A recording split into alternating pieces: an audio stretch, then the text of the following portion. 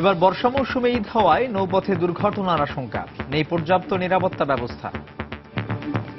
চর জাগে খেয়াল করতে পারে না, উড্ডা যায় উপর দিকে। লঞ্চের দুর্ঘটনা হয়, মনে ঝড় বৃষ্টির কারণে হয়। এক পাশে সব মানুষ আয়া হলে তাই তো এক দুই কাটতে হয়ে যায়।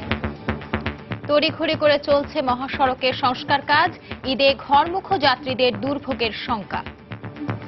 6 মাস যায় না, 2 মাস 3 মাস 15 দিন 20 দিন এরকমের মধ্যে আবার বলতে উঠে পায়। পাকা নষ্ট হয়, পাতি ভাঙে, রাস্তা ভেঙে যায়। প্রত্যেকটা গাড়ি 4 থেকে 5 ঘন্টায় গোলচক্র পার হতে সময় লাগতেছে। ঈদের আগে শেষ হয়, তাহলে যাত্রীদের চরম ভোগান্তি হবে। দেখছিলেন প্রধান শিরোনাম। দুপুরের সময় আপনাদের সঙ্গে আছি আমি সাজিদ রাজু এবং আমি সঞ্জানা চৌধুরী। এবার অন্যান্য শীর্ষ সংবাদ। আসানুল্লাহ মাস্টার হত্যা মামলায় বিএনপি নেতা নুরুল ইসলাম সহ 6 জনের মৃত্যুদণ্ড বহাল, 7 জনের যাবজ্জীবন। এই হত্যাকাণ্ডকে গণহত্যা বলেছেন হাইকোর্ট। যশোরের ঝিকরগাছায় ডাকাত সন্দেহে গণপিটুনিতে 3 জন নিহত। পাবনায় হত্যা মামলার আসামি সহ গুলিতে সারা দেশে 3 জনের মৃত্যু, পুলিশের দাবি বন্দুকযুদ্ধ। রংপুরে 9 মাসে 12টি চাঞ্চল্যকর হত্যার ঘটনা ঘটলেও তদন্ত শেষ হয়নি একটিরও। জঙ্গি সংশ্লিষ্টতার প্রমাণ থাকলেও দেয়া হয়নি অভিযোগপত্র, স্থবির বিচার প্রক্রিয়া। জঙ্গিবাদ দমনে বাংলাদেশের জিরো টলারেন্স নীতির ভূয়সী প্রশংসা করেছে সারা বিশ্ব, সংসদে প্রধানমন্ত্রী।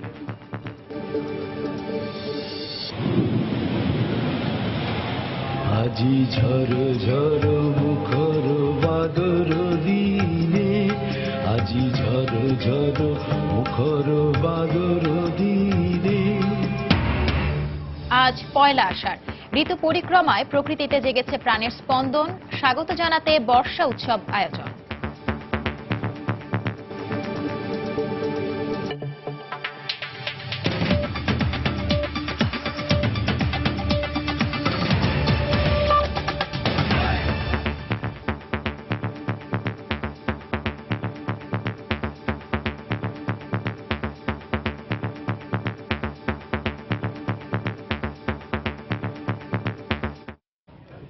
আওয়ামী লীগ নেতা আসানুল্লাহ মাস্টার হত্যা মামলার রায়ে 6 জনের ফাঁসি বহাল রেখেছেন হাইকোর্ট।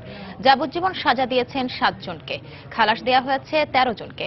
দুপুরে বিচারপতি এম ওবায়দুল হাসান ও বিচারপতি কৃষ্ণদেব নাথের 2 সদস্যের হাইকোর্ট বেঞ্চ এ রায় ঘোষণা করেন। এ রায় অসন্তোষ প্রকাশ করে সর্বোচ্চ আদালতে আপিল করার কথা জানিয়েছেন আসানুল্লাহ মাস্টারের ছেলে।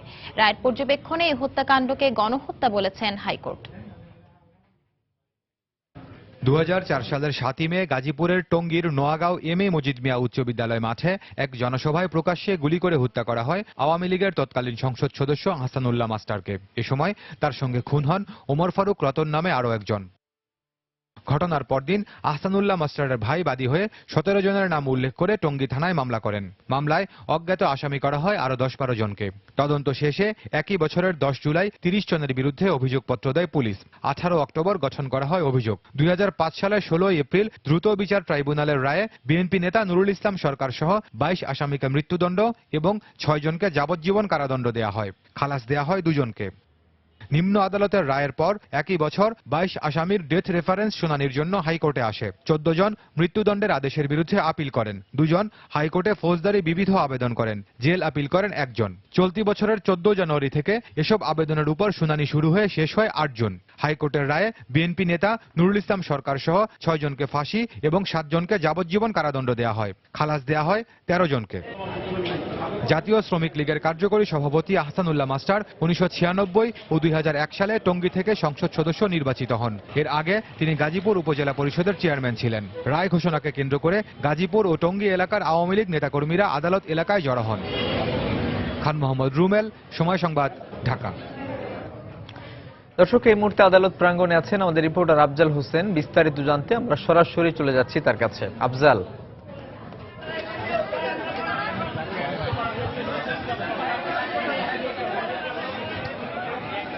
দর্শক, কিছুক্ষণ আগে মূলত হাইকোর্টের যে দ্বৈত বেঞ্চ, সেই দ্বৈত বেঞ্চ রায় ঘোষণা করেছিলেন। আওয়ামী লীগের সাবেক নেতা আহসানুল্লাহ মাস্টার হত্যা মামলাটিকে আদালত যেটি বলেছে যে এটি একটি গণহত্যার মতো মামলা, কারণ এই হত্যায় যে শুধুমাত্র আহসানুল্লাহ মাস্টার সহ আরেকজনকে হত্যা করা হয়েছে, সেটি শুধু নয়, মূলত এই হত্যাকাণ্ডের উদ্দেশ্য হলো বহু মানুষকে হত্যা করা। সেই আলোকে মূলত হাইকোর্টের একটি দ্বৈত বেঞ্চ এটিকে গণহত্যা হিসেবে উল্লেখ করেছেন এবং বলেছেন, রায়ে বলেছেন যে যেহেতু বিএনপি নেতা নুরুল ইসলাম সরকার এই হত্যাকাণ্ডের পরিকল্পনা করেছেন, যার কারণে তাকে মৃত্যুদণ্ডের সাজা দিয়েছেন এবং এর ফাঁকে যে আরও যে 6 জন আসামি যারাও এই মৃত্যুদণ্ড হাসানুল্লাহ মাস্টার হত্যাকাণ্ডের জন্য দায়ী, সেই জন্যই মূলত 6 আসামির মৃত্যুদণ্ড ঘোষণা করা হয়েছে এবং 13 জনকে খালাস দেওয়া হয়েছে এবং 7 জনকে যাবজ্জীবন কারাদণ্ড দেওয়া হয়েছে। আদালত যখন 1টার দিকে রায় ঘোষণা শুরু করেন তখন তো বাংলায় এই রায়টি ঘোষণা করেছেন এবং এই বাংলায় রায় দেওয়ার ক্ষেত্রে আদালত যেটি বলেছেন যে হাসানুল্লাহ মাস্টারকে হত্যার পরিকল্পনা করা হয়েছিল হত্যার 10 দিন আগ থেকে এবং সেই পরিকল্পনাটি বাস্তবায়ন করেছেন প্রধান আসামি বিএনপি নেতা নুরুল ইসলাম সরকার এবং তার নেতৃত্বেই হাসানুল্লাহ মাস্টারকে হত্যা করা হয়েছে এবং একটি জনসভায় 2004 সালে একটি জনসভায় গুলি করে হাসানুল্লাহ মাস্টারকে হত্যা করা হয় এবং এই ঘটনায় 2005 সালে নিম্ন আদালত 22 জনকে ফাঁসির দণ্ড দিয়েছিল এবং 6 জনকে যাবজ্জীবন কারাদণ্ড দিয়েছিল। এর মধ্যে 12 জন আসামি পলাতক রয়েছেন এবং একজন আসামি এখনো যাবজ্জীবন কারাদণ্ডপ্রাপ্ত একজন আসামি এখনো পলাতক রয়েছেন। যদিও আদালত পলাতক আসামিদের বিষয়ে সুস্পষ্ট করে কিছু বলেননি। আমরা চেষ্টা করব যে রাষ্ট্রপক্ষ থেকে আইনজীবী এবং আসামি পক্ষের যে আইনজীবীরা রয়েছেন তাদের সাথে কথা বলার। যদিও আসামি পক্ষের আইনজীবী আমাদেরকে জানিয়েছেন যে তারা এই রায় সংক্ষুব্ধ হয়েছেন এবং তারা এই রায়ের বিরুদ্ধে আপিল করবেন। অন্যদিকে হাসানুল্লাহ মাস্টারের ছেলে এবং রাষ্ট্রপক্ষের আইনজীবী তারাও মূলত এই রায়ের বিরুদ্ধে আপিল করার কথা বলেছেন। তো আমরা এখন চেষ্টা করব যে রাষ্ট্রপক্ষের আইনজীবী যিনি আছেন তার সাথে কথা বলার এবং সেই কথা বলার পরে মূলত আমরা যেটি সরাসরি দেখানোর চেষ্টা করব। আরেকটি বিষয় জানিয়ে রাখি যে এই মামলাটিকে একটি দীর্ঘ সময় ধরে চলছে, অর্থাৎ প্রায় 1 যুগ পরে এই মামলার চূড়ান্ত রায় ঘোষণা করল হাইকোর্টের একটি দ্বৈত বেঞ্চ এবং সেই দ্বৈত বেঞ্চ রায় ঘোষণার আগে বেশ কিছু পর্যবেক্ষণ দিয়েছেন এবং আদালত বলেছেন যে রাজনীতির নামে যে দুর্বৃত্তায়ন হয়েছে হাসানুল্লাহ মাস্টার হত্যাকাণ্ড যার মূল প্রমাণ এবং এই হাসানুল্লাহ মাস্টার হত্যার কাণ্ডের পরে মূলত আমরা এখন কথা বলবো যে ছেলে তার প্রতিক্রিয়া আমরা জানতে চাইব।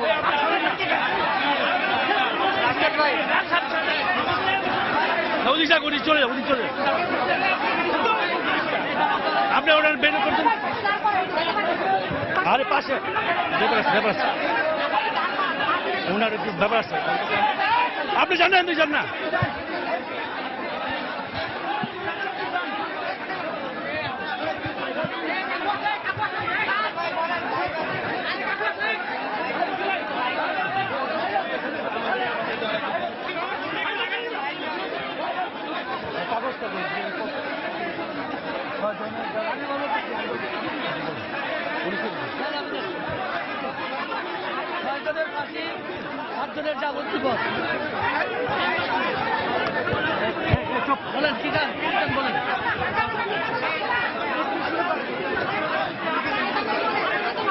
আমরা এই আজকে মহামান্য হাইকোর্ট যে রায় দিয়েছেন আমি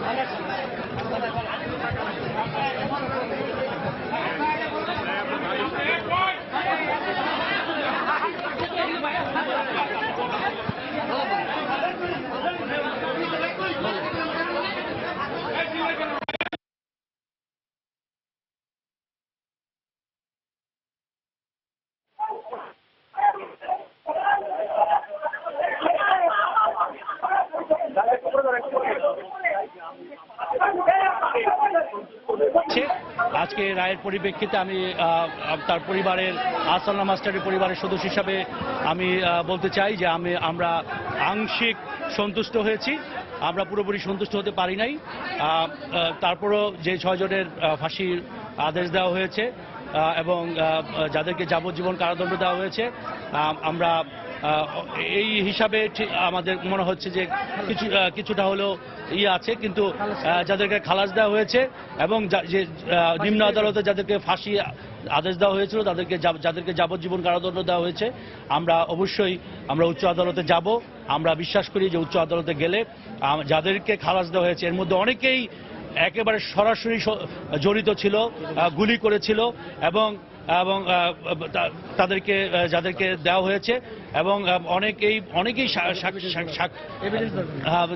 দেওয়া হয়েছে। আমরা অবশ্যই আইনের প্রতি শ্রদ্ধাশীল থেকে আমরা বলছি যে আমরা অবশ্যই উচ্চ আদালতে আমরা আপিলের মধ্য দিয়ে আমরা পুরোপুরি সন্তুষ্ট হতে পারবো বলে আমরা বিশ্বাস করছি।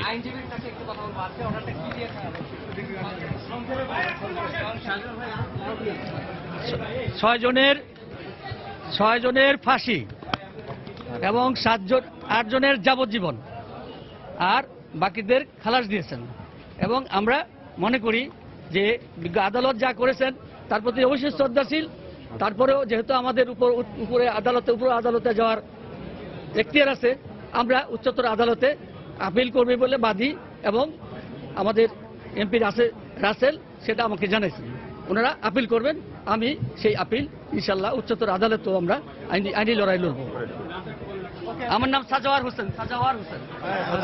দর্শক শুনছিলেন যে আসামি পক্ষে রাষ্ট্রপক্ষের আইনজীবী সাজওয়ার হোসেন এবং হাসানুল্লাহ মাস্টার ছেলে জানিয়েছেন যে তারা এই রায়ের বিরুদ্ধে আপিল করবেন। তারা আংশিক সন্তুষ্ট হয়েছেন এই রায়ের ফলে এবং তারা যেহেতু উচ্চ আদালতে এই রায়ের বিরুদ্ধে আপিল করার সুযোগ রয়েছে এবং সেই সুযোগটি তারা নিতে চান যাতে যে দণ্ড দিয়েছিল নিম্ন আদালত 22 জনকে ফাঁসি এবং সেই দণ্ডটি যেন বহাল রাখা হয়, এই দাবিতেই তারা সর্বোচ্চ আদালতে আপিল করবেন এবং তারা যখন রায়টি পাবেন এবং পূর্ণাঙ্গ রায়টি দেখে আদালত কি পর্যবেক্ষণ দিয়েছেন সেই বিষয়টি পর্যালোচনা করেই মূলত এই রায়ের বিরুদ্ধে আপিল করার কথা আমাদেরকে জানিয়েছিলেন। দর্শক, এই ছিল আহসানুল্লাহ মাস্টারের রায়ের সর্বশেষ খবর। সহকর্মী আফজাল হোসেন এতক্ষণ আমাদের আদালত প্রাঙ্গণ থেকে আমাদের সঙ্গে যোগ দিয়েছিলেন। আমরা দেখলাম যে মাঝে আহসানুল্লাহ মাস্টারের ছেলে জাহিদ আহসান রাসেল এবং তার আইনজীবী একই সঙ্গে সাংবাদিকদের ব্রিফ করেছেন।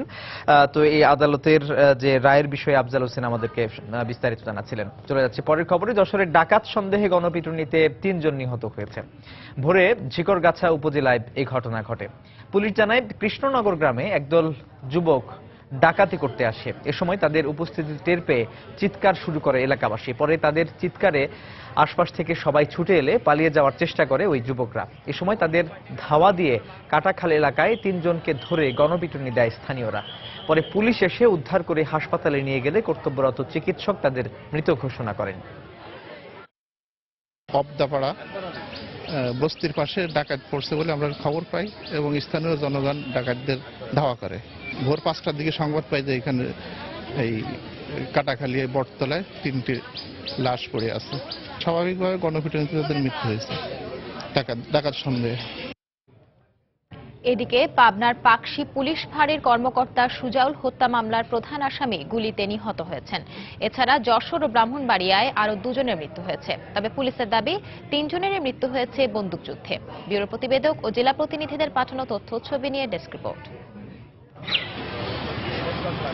পুলিশ জানায় মঙ্গলবার রাতে পাবনার ঈশ্বরদীতে পাকশী পুলিশ ফাঁড়ির এএসআই সুজাউল ইসলাম হত্যা মামলার আসামি রুবেলকে গ্রেফতার করা হয়। তার দেয়া তথ্যানুযায়ী বুধবার সকালে পাকশী হার্ডিঞ্জ ব্রিজ এলাকায় অস্ত্র উদ্ধারে যায় পুলিশ। এ সময় রুবেলের সহযোগীদের ছোড়া গুলিতে পুলিশের এক এএসআই সহ 3 জন আহত হন। আত্মরক্ষার্থে পুলিশও পাল্টা গুলি ছুড়লে রুবেল নিহত হয়। পরে ঘটনাস্থল থেকে একটি পিস্তল ও 2 রাউন্ড গুলি উদ্ধার করা হয়। পুলিশের উপস্থিতি টের পেয়ে এই সন্ত্রাসী গ্রুপ পুলিশকে আক্রমণ করে এবং গুলি বিনিময় হয়। আমরাও আত্মরক্ষার্থে 10 রাউন্ড ফাঁকা গুলি করি। এক পর্যায়ে এই রুবেল হোসেন গুলিবিদ্ধ হয়। গুলিবিদ্ধ হলে তাকে আমরা হাসপাতালে নিয়ে আসি। বর্তমানে লাশ ঈশ্বরদী হাসপাতালে আছে। বুধবার ভোরে ব্রাহ্মণবাড়িয়ায় সরাইলের বাড়িউড়াতে সড়কে গাছ ফেলে একটি সংঘবদ্ধ চক্র ডাকাতির প্রস্তুতি নিচ্ছে এমন খবরে সেখানে অভিযান চালানো হয়। পুলিশের দাবি এ সময় তাদেরকে লক্ষ্য করে গুলি ছোড়ে ডাকাতরা। পরে পুলিশও গুলি ছুড়লে জীবন মিয়া নামে একজনের মৃত্যু হয়। নিহতের বিরুদ্ধে বিভিন্ন থানায় 8টি ডাকাতির মামলা রয়েছে বলে নিশ্চিত করেছে পুলিশ। এদিকে যশোরেও গুলিতে এক যুবক নিহত হয়েছে। পুলিশ জানায় মঙ্গলবার রাত 2:30টার দিকে ডাকাতির খবর পেয়ে সদর উপজেলার সতীঘাটা এলাকায় অভিযান চালানো হয়। এ সময় পুলিশের উপস্থিতি টের পেয়ে ডাকাতরা পুলিশকে লক্ষ্য করে গুলি ছোড়ে। পুলিশও আত্মরক্ষার্থে পাল্টা গুলি চালায়। এতে গুলিবিদ্ধ এক যুবককে হাসপাতালে নেয়ার পথে তার মৃত্যু হয়। ওয়াহিদা স্বপ্না, সময় সংবাদ।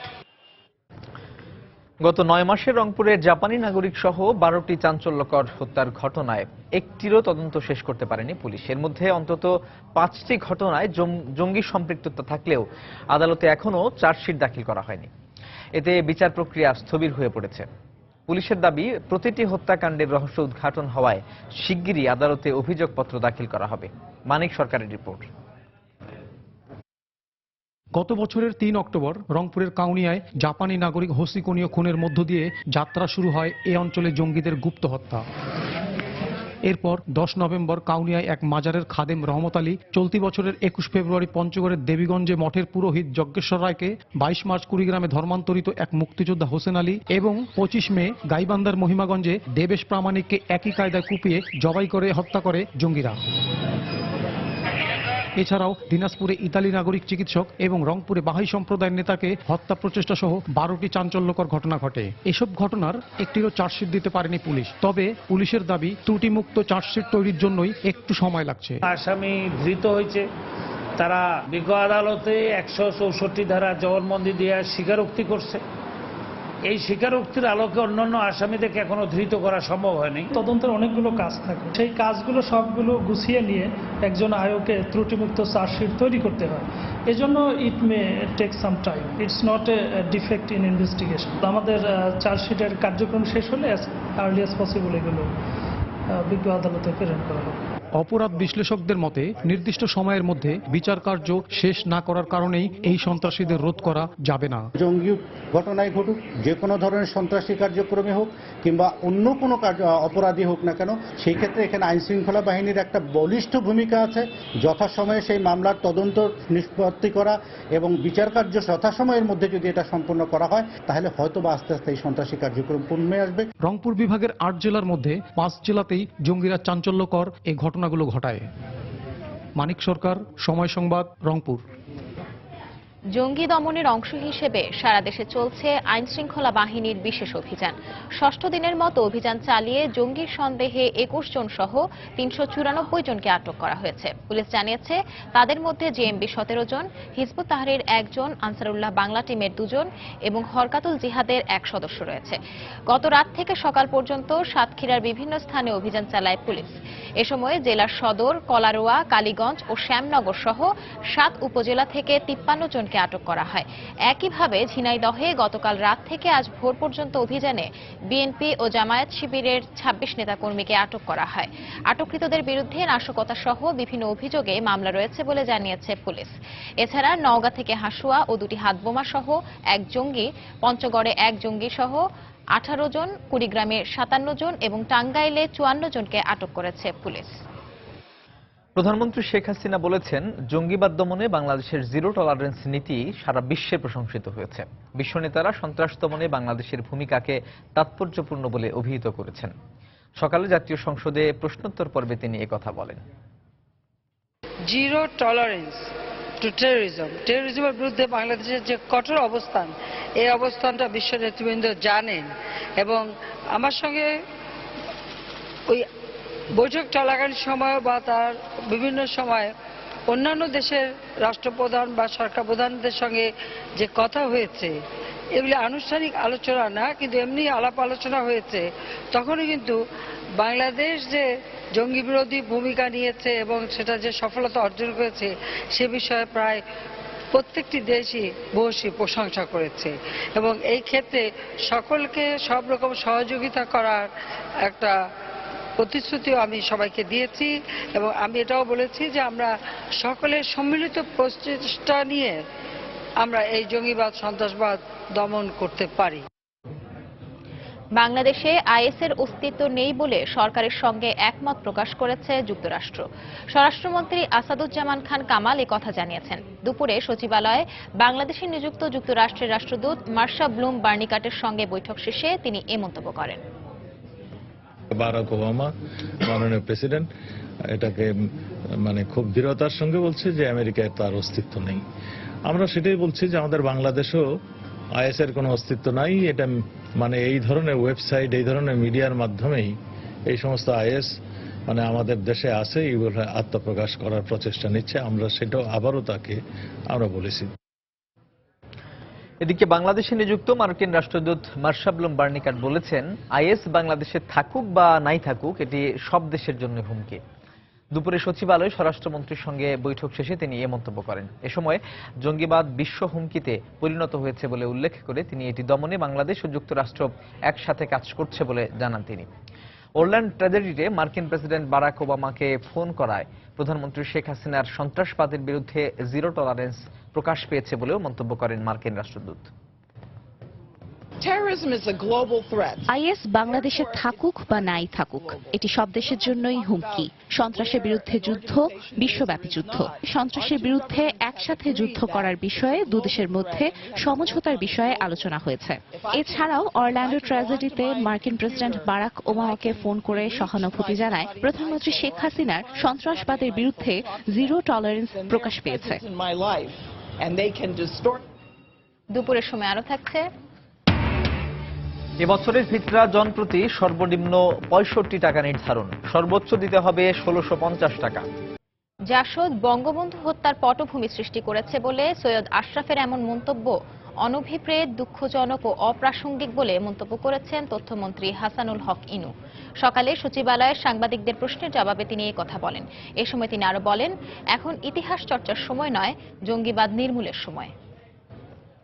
বঙ্গবন্ধু প্রতিক্রিয়াশীল দেশবিরোধী সাম্প্রদায়িক গোষ্ঠীর কর্তৃক নিহত হয়েছেন।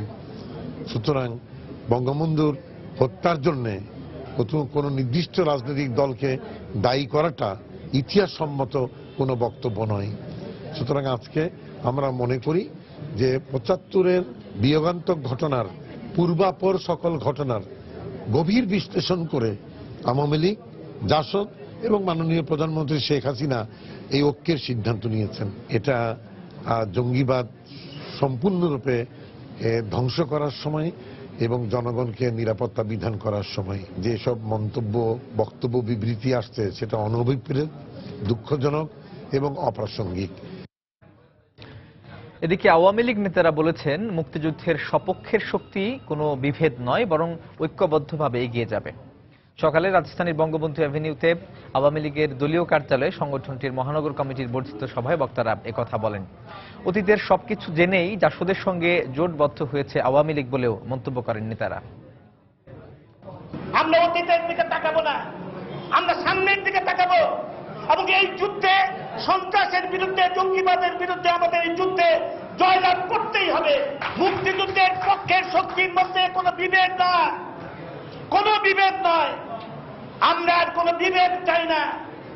আমরা সমস্ত ভুল বুঝাবুঝির অবসান চাই এবং ঐক্যবদ্ধভাবে সামনের দিকে এগিয়ে যেতে চাই। আমাদের দলের সাধারণ সম্পাদক সৈয়দ আশরাফুল ইসলাম ছাত্রলীগের একটি কর্মশালায়, 2 দিন ব্যাপী কর্মশালায় বক্তব্য দিয়েছিল। হয়তো সেই প্রেক্ষাপটে অতীতের একটি হয়তো ইতিহাস সম্বন্ধে আমাদের সৈয়দ আশরাফ সাহেব হয়তো কথা বলেছিল, কিন্তু এর মানে এই নয় যে আমাদের 14 দলের মধ্যে কোনো অনৈক্য সৃষ্টি হয়েছে। আমরা সকল অতীতকে জেনেই আমরা ঐক্য করেছি। আমরা পরিষ্কারভাবে জানিয়ে চাই যে 14 দলের মধ্যে এই ধরনের কোনো বিভ্রান্তি নেই। 14 দল আদর্শিক জোট, আওয়ামী লীগের নেতৃত্বে আদর্শিক জোট, ক্ষমতার ভাগাভাগি করার জন্য নয়, নির্বাচন করার জন্য শুধু নয়, আমরা ঐক্যবদ্ধভাবে একটি অসাম্প্রদায়িক বাংলাদেশ গড়ে তোলার লক্ষ্যে এই 14 দল শেখ হাসিনার নেতৃত্ব হয়েছে। আসছে ঈদ। ঋতুচক্রের আবর্তনে দেশে এবারও ঈদ উদযাপিত হবে বর্ষাকালে। আর এই মৌসুমেই নদীপথে ঘটে দুর্ঘটনা, তাই যাত্রীদের মধ্যে রয়েছে নৌ দুর্ঘটনার শঙ্কা। তবে দুর্ঘটনা এড়াতে পর্যাপ্ত প্রস্তুতি নেই নৌ মালিকদের। আর নিয়ন্ত্রণকারী সংস্থা BIWTA বলছে, ঈদের আগেই সম্পন্ন হবে সব প্রস্তুতি। সাইফুল ইসলাম জুয়েলের রিপোর্ট। ধর্মীয় উৎসবকে ঘিরে প্রতি বছরই বাড়তি চাপ থাকে নৌযানগুলোতে। বিশেষ এই সময়ে যাত্রীদের কষ্ট লাঘবে সংশ্লিষ্ট মন্ত্রণালয় সহ বিভিন্ন সংস্থার নানা আয়োজন থাকলেও নিরাপত্তার বিষয়টি থাকে বরাবরই উপেক্ষিত। একের পর এক দুর্ঘটনা, পরে তদন্ত প্রতিবেদন, কিছুই যেন মোটা দাগে নিশ্চিত করতে পারেনি যাত্রী নিরাপত্তা। দেশের ৬৪টি জেলার ৪৭টি জেলায় কোনো না কোনোভাবে নৌ যোগাযোগের সঙ্গে যুক্ত। আর এই বিশাল নৌপথে থেমে থেমেই চলছে নৌ দুর্ঘটনা। সর্বশেষ ২০১৪ সালে ঈদের সময় যাত্রী হয়ে পিনাক ৬-এ প্রাণ হারিয়েছিলেন প্রায় শখানেক মানুষ। একই বছরে নৌপথে মোট দুর্ঘটনা হয়েছিল ১৪৬টি। সে সময় নিহত হয়েছেন ২৩৮ জন। লঞ্চের দুর্ঘটনা হয় মনে করেন ঝড় বৃষ্টির কারণে হয়, মানুষ সবাই একত্রে সবাই এক দ্বারা আয়া পড়ে, চর জাগে খেয়াল করতে পারে না, উড্ডা যায় উপর দিকে, অনেক সময় জালে বাঁধে, এই পাঙ্খাটা জ্বলে গেলে তার কারণে ক্ষমতা বিহীন হয়ে যায়। দুর্ঘটনার কারণ অনুসন্ধান করে জানা গেছে ২ ভাগ মার্কিং এর অভাবে, ৩ ভাগ পাইলটের ত্রুটি, ৫ ভাগ নৌপথে নাব্যতার অভাব, ১০ ভাগ ড্রয়িং ডিজাইনের ত্রুটি, ২০ ভাগ আবহাওয়ার কারণে, ২০ ভাগ অতিরিক্ত যাত্রী পরিবহনের কারণে এবং প্রায় ৪০ ভাগ দুর্ঘটনা ঘটছে চালকের কারণে। অবশ্য এই কারণগুলোকে অস্বীকার করেছেন চালক এবং মালিকরা। বেশিরভাগ দুর্ঘটনারা ঘটেই কালবৈশাখীর ফলে, এই কারণে নাহলে ছাড়া তেমন একটা দুর্ঘটনা আমরা দেখি না। অতিরিক্ত যাত্রীতে লঞ্চ ডুবে এই কথাটা আমি মানব না কোনোদিনই, কারণ অতিরিক্ত যাত্রীতে যদি লঞ্চ ডুবতো তাহলে ঈদের সময় সদরঘাট সব লঞ্চ ডুবে যেত, তখন তো আমরা অতিরিক্ত যাত্রী নেই, তখন কি যাত্রী কম নেই? দুর্ঘটনা প্রতিরোধে বরাবরের মতোই আসার কথা জানান বিআইডব্লিউটি এর চেয়ারম্যান। এবার ঈদ হবে একেবারে ভরা বর্ষা মৌসুমে, সুতরাং এই জিনিসটাকে মাথায় রেখে আমরা যে সমস্ত জায়গায় লঞ্চগুলো আছে তাদের ফিটনেস আছে কিনা, ফিটনেসবিহীন লঞ্চ চলতে যেন না পারে সেভাবে আমরা কড়া নজরদারি রাখছি। বিগত বছরের তুলনায় আরও বেশি সতর্ক থাকবো যেন নিরাপদে যাত্রীরা বাড়ি ফিরতে পারে, বিশেষ করে ঈদে। বিআইডব্লিউটি এর তথ্য মতে অভ্যন্তরীণ ৬,০০০ কিলোমিটার নৌপথে ৭৪টি রুটে ছোট বড় মিলিয়ে কমপক্ষে ২০,০০০ নৌযান চলাচল করে। সাইফুল ইসলাম জুয়েল, সময় সংবাদ, ঢাকা।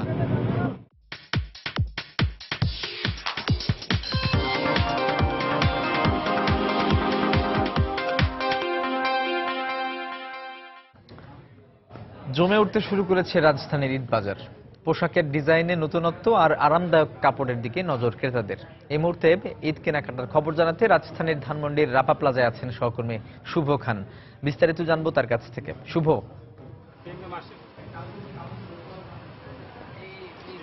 ধন্যবাদ রাজু। আমি কিন্তু এখন রাজধানীর রাপা প্লাজায় রয়েছে। তো এখানে কিন্তু দেখতে পাচ্ছি যে ক্রেতার সমাগম খুব একটা না হলেও কিন্তু আস্তে আস্তে বিক্রি শুরু হচ্ছে, ঈদের কেনা বেচা কিন্তু বাড়তে শুরু করেছে, যদিও বিক্রেতারা বলছেন যে আসলে এটা সন্তোষজনক বেচা বিক্রি নয়। রাজু, আমি আপনাকে একটা তথ্য দিয়ে রাখি যে এই দোকানে কিন্তু ভারতীয় কাতান, জর্জেট শাড়ি সহ বিভিন্ন ধরনের ভারতীয় শাড়ি রয়েছে এবং দেশীয় শাড়ির মধ্যে শুধুমাত্র কিন্তু টাঙ্গাইলের জামদানি শাড়ি রয়েছে বলে বিক্রেতারা আমাদেরকে জানিয়েছেন। এর মূল কারণ হিসাবে তারা বলছেন যে আসলে ভারতীয় শাড়ির প্রতি ক্রেতাদের অধিক আগ্রহের কারণেই মূলত তারা কিন্তু ভারতীয় শাড়ি নিয়ে এসেছেন। তো আমি এখানে কয়েকজন ক্রেতার সাথে কথা বলেছি যে আসলে মূলত কেন তারা ভারতীয় শাড়ির প্রতি আকৃষ্ট হচ্ছেন। তো সেটা তারা কিন্তু বলছেন যে তাদের মধ্যে কেউ কেউ কিন্তু বলেছেন যে আসলে তারা ভারতীয় সিরিয়াল দেখে কিন্তু এই ভারতীয় শাড়ির প্রতি তারা আকৃষ্ট হয়ে পড়েছেন। পাশাপাশি কেউ বলছেন যে আসলে ভারতীয় শাড়ির বাহারি রং এবং ডিজাইনের বৈচিত্র্যের কারণেই কিন্তু তারা এই ভারতীয় শাড়ি কিনছেন। তবে একটা বিষয়ে তারা কিন্তু একমত হয়েছেন যে আসলে দেশীয় এবং ভারতীয় শাড়ির মান অনেকটা একই রকম হলেও কিন্তু রং এবং ডিজাইনের দিক থেকে কিন্তু অনেক পার্থক্য রয়েছে এবং দামও কিন্তু যথেষ্ট কম বেশি রয়েছে। কেননা মান একই হলেও কিন্তু দেশি শাড়ির যে মূল্য তার চেয়ে অনেক কম দামে কিন্তু একই মানের ভারতীয় শাড়ি কিনতে পারছেন ক্রেতারা। মূলত এই কারণেই কিন্তু ভারতীয় শাড়ির প্রতি আগ্রহ অনেকটা বেড়েছে। বিক্রেতারা বলছেন যে আসলে এই যে ক্রেতাদের যে অধিক আগ্রহ, এই কারণেই কিন্তু তারা এই শাড়িগুলো কিন্তু অধিক হারে রাখছেন এবং তারা বলছেন যে ব্যবসার পেছনে কিন্তু একটা মূল কারণ হচ্ছে যে মুনাফা অর্জন। তো তারা বলছেন যে আসলে ভারতীয় শাড়ির পেছনে অর্থ বিনিয়োগ করে সেই অর্থ কিন্তু মুনাফা সহ খুব দ্রুততম সময়ের মধ্যে তারা তুলে নিতে পারেন, যেটা দেশীয় শাড়ির ক্ষেত্রে হয় না। এই কারণেই কিন্তু মূলত ক্রেতাদের পাশাপাশি কিন্তু আমাদের বিক্রেতারাও কিন্তু বিদেশে মূলত ভারত পাকিস্তানের শাড়ির প্রতি তারা আকৃষ্ট হচ্ছেন। তো রাজু, এই ছিল আমার কাছে এখানকার সর্বশেষ ঈদ বেচাকেনার খবর। আমাদের সহকর্মী শুভ খান ধানমন্ডির রাবা প্লাজা থেকে ঈদ কেনাকাটার সবশেষ খবর জানাচ্ছিলেন আমাদের আজকে। এই বছরের ফিতরা জনপ্রতি সর্বনিম্ন ৬৫ টাকা নির্ধারণ করা হয়েছে, সর্বোচ্চ ধার্য করা হচ্ছে ১৬৫০ টাকা। সকালে ইসলামিক ফাউন্ডেশন বাইতুল মুকাররম সভাকক্ষে জাতীয় ফিতরা নির্ধারণ কমিটির সভা শেষে ইসলামিক ফাউন্ডেশনের দ্বীনী দাওয়াত ও সংস্কৃতি বিভাগের পরিচালক আব্দুস সালাম এই তথ্য জানান। আটা, জব, খেজুর, পনির ও কিশমিশ এর বাজার মূল্য ধরে এবারের ফিতরা নির্ধারণ করা হয়। ইসলামী শরিয়া অনুযায়ী এসব পণ্যের যে কোনো একটির বাজার মূল্য অনুযায়ী ফিতরা আদায় করা যাবে।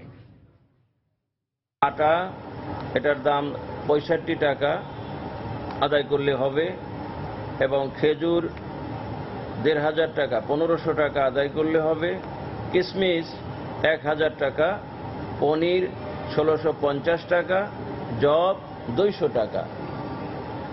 জাতীয়ভাবে এই জিনিসটি সবাই আদায় করতে পারে এবং স্থানীয় বাজার মূল্যেও যে জায়গা তারা সেটাকেও অনুসরণ করতে পারে।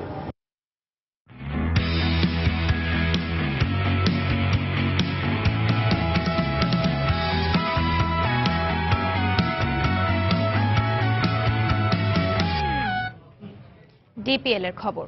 সুপার লিগের প্রথম পর্বের ম্যাচ স্থগিত হলেও দ্বিতীয় পর্বে সেই দারুণভাবে জ্বলে উঠল আবাহনী।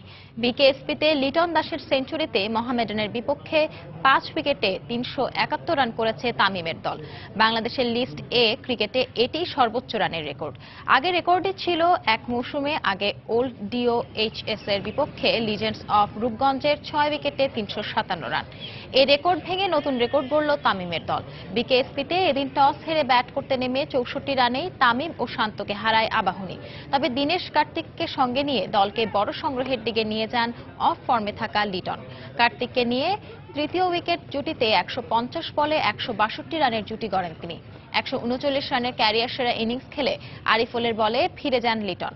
এরপর দীনেশ কার্তিকের 109 ও সাকিবের ঝড়ো গতির 57 রানে 5 উইকেট হারিয়ে 371 রানের পাহাড় সমান স্কোর গড়ে আবাহনী। ব্যাটসম্যানদের দাপটের কাছে এদিন পাত্তাই পাননি মোহামেডানের বোলাররা। ঈদ উপলক্ষে 22 জুন থেকে রেলের আগাম টিকিট বিক্রি শুরু হবে বলে জানিয়েছেন রেলমন্ত্রী মুজিবুল হক। দুপুরে রেল ভবনে সাংবাদিকদের ব্রিফ করেন তিনি জানান 22 জুন থেকে 26 জুন পর্যন্ত আগাম টিকিট সংগ্রহ করা যাবে আর ফিরতি টিকিট বিক্রি শুরু হবে 4 জুলাই থেকে। ঈদের দিন বাদে যা চলবে 8 জুলাই পর্যন্ত। এছাড়া ঈদের আগের ও পরের 3 দিন ঈদ উপলক্ষে বিশেষ ট্রেন চলাচল করবে বলেও জানান মন্ত্রী। 22 জুন টিকিট বিক্রি করব, সেই টিকিটে যাত্রীরা যাবেন 1 জুন। আবার 23 জুন যে টিকিট বিক্রি করব সেই টিকিটে যাত্রীরা যাবেন 2 জুলাই। এভাবে আমরা 10 দিন আগে অগ্রিম টিকিট বিক্রির ব্যবস্থা করেছি। একজন যাত্রী 60টি টিকিটের বেশি পাবেন না। দুপুরের সময় আরো থাকছে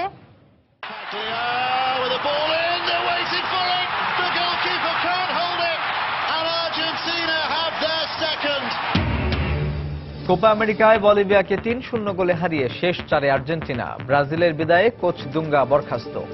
পহেলা আষাঢ় আজ দিনপঞ্জি অনুসারে বর্ষার প্রথম দিন। তবে বাংলার আকাশে বৃষ্টি শুরু হয়েছে আগেই। গ্রাম বাংলার আবহমান সংস্কৃতির সঙ্গে কর্মব্যস্ত শহুরে নাগরিকদের পরিচয় করানোর জন্য রাজধানীতে আয়োজন করা হয় বর্ষা উৎসবে। উদীচী সাংস্কৃতিক গোষ্ঠীর আয়োজনে বাংলা একাডেমি নজরুল মঞ্চে নাচ, গান আর কবিতায় শুরু হয় বৃষ্টি বন্দনা।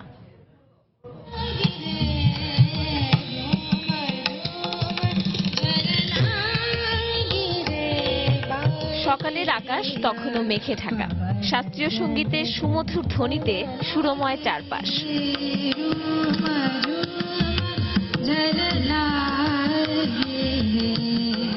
বর্ষা বন্দনায় সমৃদ্ধ বাংলা সাহিত্য। বৃষ্টির আবাহন আর তার নানা রূপ বর্ণনা করে বাংলা সাহিত্যে লেখা হয়েছে অজস্র গান আর কবিতা। রবীন্দ্রনাথ, নজরুল তো বটেই, বাংলার সুধা ভাণ্ডারে আছে অঞ্চলভেদে বর্ষার নানান রূপের নানা বর্ণনা। বাংলার বিভিন্ন অঞ্চলের এসব গান পরিবেশন করেন শিল্পীরা।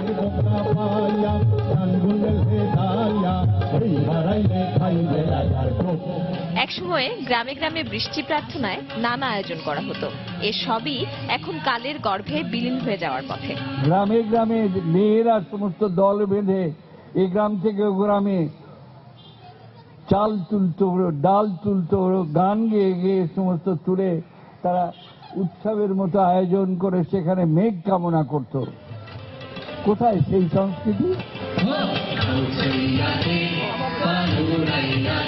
ষড়ঋতুর এই দেশে বর্ষার তাৎপর্য অনেক। জলবায়ু পরিবর্তন আর প্রাকৃতিক দুর্যোগের ঘনঘটায় পরিবেশের প্রতি সচেতনতার বার্তা দেয় এই বর্ষা উৎসব। সারা বছর গাছগাছালি জীবন বৃষ্টির জন্য অপেক্ষা করে ঠিক সেই রকম ভাবে আমরা সারা বছর এই বর্ষাটাকে তাদের জন্য বরণ করার জন্য অপেক্ষা। আমি বৃষ্টিতে ভিজি, আমার কাছে মনে হয় আমার ভিতর থেকে দুঃখ কষ্ট যন্ত্রণা সব ধুয়ে মুছে প্রকৃতি নিয়ে গেল। রবীন্দ্রনাথ ঠাকুর বলেন, কাজী নজরুল ইসলাম বলেন, বা আমাদের লোকসাহিত্যে বর্ষা নিয়ে অসংখ্য গান আছে, অসংখ্য কবিতা আছে, এগুলো আসলে আমরা এক জায়গায় কখনোই পাই না। বর্ষার পানি আমরা আমাদের মনের মধ্যে একটা আনন্দ জাগায়। বর্ষার পানি দেখতে দেখতে আমরা কত কিছু চিন্তার মধ্যে মগ্ন হই। অনুষ্ঠানে অংশগ্রহণকারীদের প্রত্যেককে উপহার হিসেবে দেয়া হয় বেলি ফুলের চারা। এর মাধ্যমে আয়োজকরা আরেকবার মনে করিয়ে দেন গাছ রোপণের শ্রেষ্ঠ সময় এখন। পারমিতা হিম, সময় সংবাদ, ঢাকা।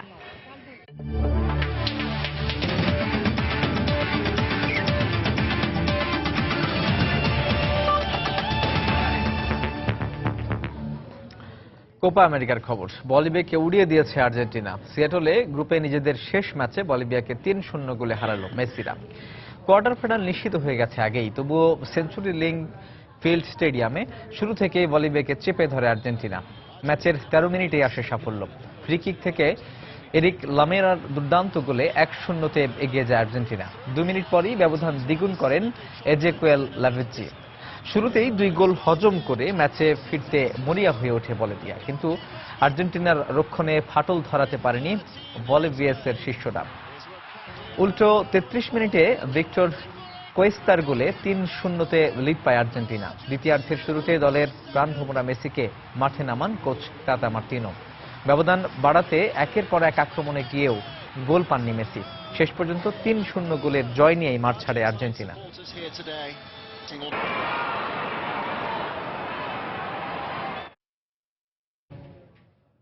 কোপা আমেরিকা থেকে ব্রাজিলের বিদায় বরখাস্ত হয়েছেন কোচ দুঙ্গা। দুঙ্গার সঙ্গে জাতীয় দলের সমন্বয়কারী জিলমা রিনালদি ও পুরো কোচিং স্টাফকেই ছাঁটাই করেছে দেশটির ফুটবল ফেডারেশন। কোপার গ্রুপ পর্বের শেষ ম্যাচে গেল সোমবার বিতর্কিত গোলে পেরুর কাছে ১-০ গোলে হেরে বিদায় নেয় ব্রাজিল। ৮ বারের চ্যাম্পিয়নদের এমন বিদায়ে তখনই শোনা যাচ্ছিল চাকরি হারাতে পারেন ব্রাজিল কোচ। অবশেষে দুদিন পর গুঞ্জনটাই সত্যি হলো। ব্রাজিল দলকে অলিম্পিকের আগে পুনর্গঠনের জন্য আরো সময় প্রয়োজন বলে জানিয়েছিলেন দেশটির বিশ্বকাপ জয়ী সাবেক এই অধিনায়ক, কিন্তু তাকে সে সময় না দিয়ে বরখাস্তের সিদ্ধান্ত নিয়েছে ফেডারেশন। ২০০৬ সালে প্রথমবারের মতো ব্রাজিলের কোচ হয়েছিলেন দুঙ্গা। সেবার দলকে কোপা আমেরিকা ও কনফেডারেশন কাপের শিরোপা এনে দিয়েছিলেন তিনি, কিন্তু ২০১০ সালের বিশ্বকাপে কোয়ার্টার ফাইনালে নেদারল্যান্ডসের কাছে হারে চাকরি হারান দুঙ্গা। দেশের মাটিতে ২০১৪ বিশ্বকাপে জার্মানির কাছে ৭-১ গোলে ব্রাজিলের বিধ্বস্ত হওয়ার পর তৎকালীন কোচ লুই ফিলিপ স্কলারের পরিবর্তে দ্বিতীয় মেয়াদে কোচ হয়েছিলেন দুঙ্গা। দুপুরের সময় এ পর্যায়ে শীর্ষ সংবাদ জানিয়ে দিচ্ছে আরেকবার। আহসানুল্লাহ মাস্টার হত্যা মামলায় বিএনপি নেতা নুরুল ইসলাম সহ ৬ জনের মৃত্যুদণ্ড বহাল, ৭ জনের যাবজ্জীবন। এই হত্যাকাণ্ডকে গণহত্যা বলেছেন হাইকোর্ট। যশোরের ঝিকরগাছায় ডাকাত সন্দেহে গণপিটুনিতে ৩ জন নিহত। পাবনার হত্যা মামলায় আসামি সহ গুলিতে সারা দেশে ৩ জনের মৃত্যু, পুলিশের দাবি বন্দুকযুদ্ধ। জঙ্গিবাদ দমনে বাংলাদেশের জিরো টলারেন্স নীতির ভূয়সী প্রশংসা করেছে সারা বিশ্ব, সংসদে প্রধানমন্ত্রী। ঈদে রেলের আগাম টিকিট বিক্রি শুরু ২২ জুন, চলবে ২৬ জুন পর্যন্ত। ফিরতি টিকিট দেয়া হবে ৪ঠা জুলাই থেকে, ব্রিফিংয়ে রেলমন্ত্রী। আজি ঝড় ঝড় মুখর বাদর দিনে, আজি ঝড় ঝড় মুখর বাদর দিনে। আজ পহেলা আষাঢ়, ঋতু পরিক্রমায় প্রকৃতিতে জেগেছে প্রাণের স্পন্দন। স্বাগত জানাতে বর্ষা উৎসব আয়োজন।